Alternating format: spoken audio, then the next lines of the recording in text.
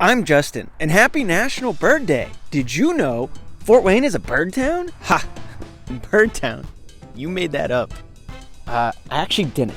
A bird town is a community, a part of the Bird City Network, a national program established in 2003. Because of Fort Wayne's protected habitats, community educational resources, and access to bird-friendly habitats and parks where community members can partake in bird watching, the city was established a bird town in 2014 by the Indiana Audubon Society. And Fort Wayne is one of 15 bird town communities here in Indiana. Other states with bird town communities include Texas, Colorado, Illinois, Minnesota, Pennsylvania, Maryland, and Wisconsin. Oh, look, a cool bird. Did you get any of that? Yeah, cool, man. You're interrupting my bird watching. Who keeps putting this guy in the videos?